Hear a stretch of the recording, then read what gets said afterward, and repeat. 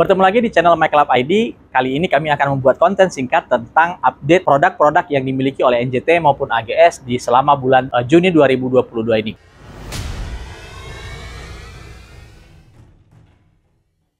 Kita mulai pertama dari Gigabyte. Gigabyte memperkenalkan power supply varian barunya, Ultra Durable, yaitu sebuah power supply yang mengambil tema dari motherboard Ultra Durable yang melegenda. Dan di power supply ini, Gigabyte mengharapkan bisa mendapatkan atensi dari konsumen yang sudah mengenal dengan baik jargon dari Ultra Durable yang ada di motherboard. Nah, di power supply Ultra Durable ini atau UD, itu ada beberapa macam versi, ada yang 750, 850 hingga 1000 watt.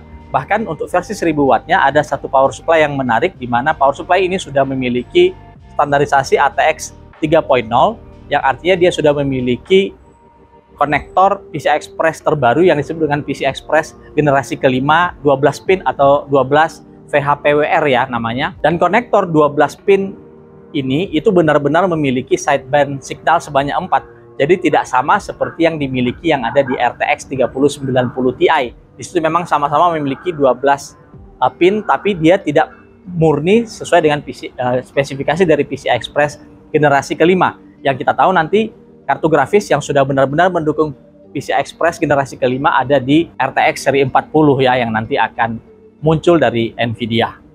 Selanjutnya kita akan melangkah ke AMD. Nah, kalian yang ingin menambahkan sebuah prosesor AMD yang benar-benar mampu diunggulkan dari sisi gaming, sehingga AMD menyebutnya sendiri sebagai gaming prosesor, maka di AGS saat ini sudah merilis produk prosesor AMD Ryzen 7 5800 X3D. Kami sudah pernah mencobanya dan kalian bisa lihat di beberapa konten kami sebelumnya tentang prosesor ini. Prosesor ini memang benar-benar unggul dari sisi gaming dengan ada teknologi yang disebut dengan 3D V-Cache. Ya, vertical cache yang ditumpuk sehingga L3 cache di prosesor ini sangat masif sekali. Total ada 96 MB yang bisa mendongkrak performa prosesor, khususnya game-game title yang membutuhkan bandwidth dari EMC yang besar. Nah, bagi kalian yang ingin sekali untuk memiliki prosesor yang paling cepat saat ini dan masih menggunakan DDR4, ya kalau kita katakan dia DDR4 berarti masih lebih terjangkau dibandingkan DDR5, maka Ryzen 7 5800 X3D adalah pilihan yang paling tepat untuk kalian saat ini.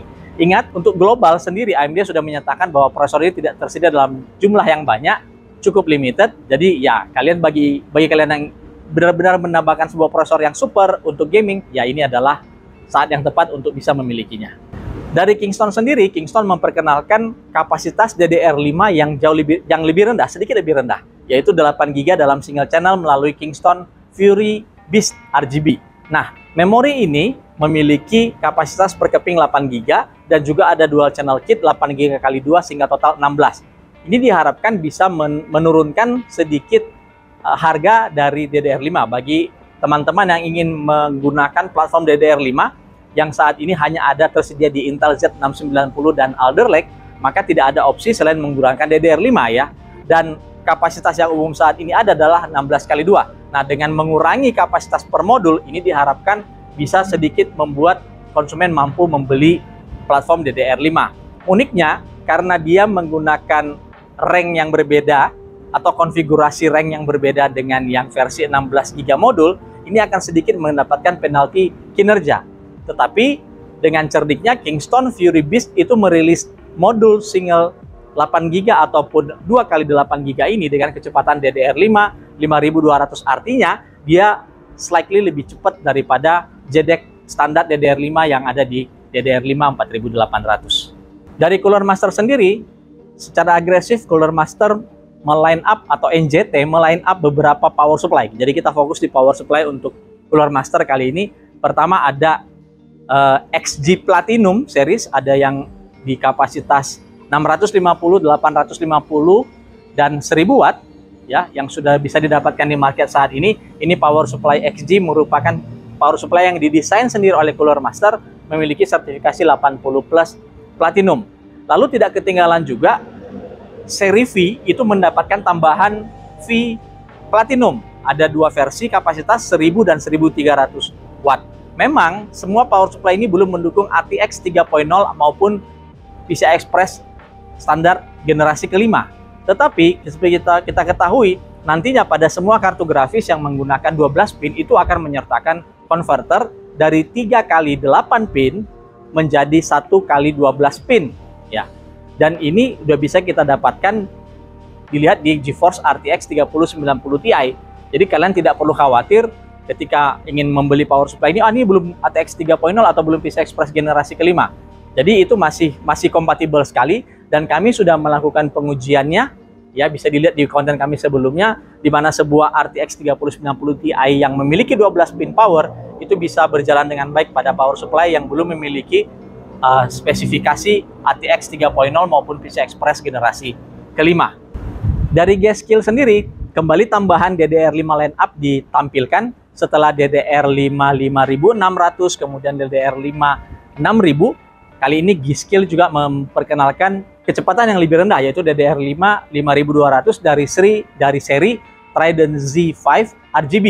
Ya, memori ini bentuknya sama dengan versi Trident Z5 RGB lainnya, hanya pada kecepatannya bagi konsumen yang ingin beradaptasi atau langsung ingin memiliki DDR5. Nah, ini yang lebih terjangkau diberikan pada speed DDR5 5200 dengan latensi latensi CL40-40-40. Nah, ini terdiri dari dua macam, ada yang heat spreadernya berwarna silver dan juga ada heat spreadernya berwarna hitam, dan tentunya kedua-duanya memiliki efek RGB khas dari G-Skill. Kalau kita ngomong FSP, pasti ngomongnya hanya satu soal power supply. Nah, FSP di bulan Juni dan bulan Mei kemarin itu sudah memperkenalkan dua model power supply di kelas mainstream, yaitu FSP Hydro K Pro dan Hydro M Pro. Kami telah mengujinya, ada di konten kami di channel ini. Kedua power supply ini menggantikan seri Hyper yang sudah ada sebelumnya, yaitu Hyper K dan Hyper M. Di mana Hydro K dan Hydro M itu sama-sama memiliki efisiensi 80 plus bronze 230 volt, dan keduanya juga memiliki topologi yang sama, di mana sudah mengadopsi dual forward plus DC-to-DC di secondary. Jadi sudah modern ya untuk desain DC-to-DC-nya.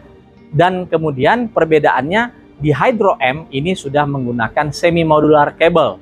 Jadi beberapa kabel seperti kabel PCI Express, kabel SATA itu sifatnya modular, sedangkan kabel power supply 24 pin dan kabel CPU 8 pin itu masih terpasang permanen di power supply-nya.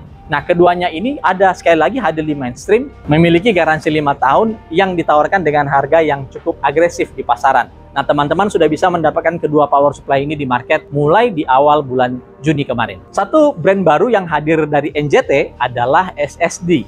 SSD ini mereknya Hikvision. Saya yakin teman-teman pernah mendengar merek dari Hikvision ini, dan NJT telah ditunjuk sebagai authorized distributor untuk Indonesia untuk produk Hikvision SSD.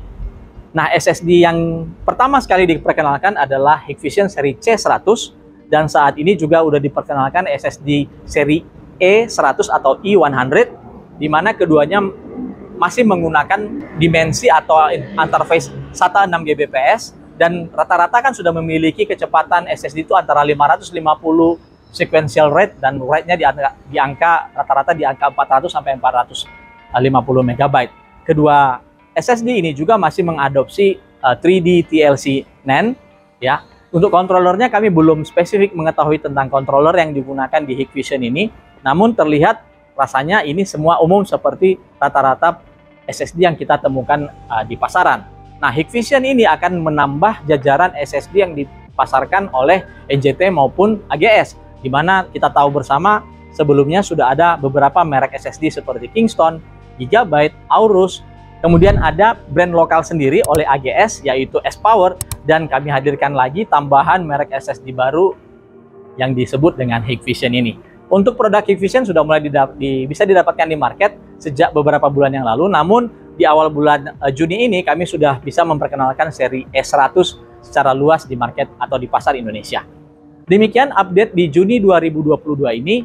Jadi ini sekedar recap informasi yang ada tentang produk-produk baru dari NJT dan AGS. Dan kami berusaha untuk membuat konten ini secara kontinu di setiap bulan pada bulan-bulan berikutnya. Jadi kami akan berusaha membuat konten serupa di bulan-bulan berikutnya yang memperkenalkan beberapa produk ataupun recap dari apa saja yang sudah ada dalam 1 bulan berjalan di channel My Club ID maupun informasi market tentang produk-produk baru atau produk-produk terupdate, baik itu dari NJT maupun AGS.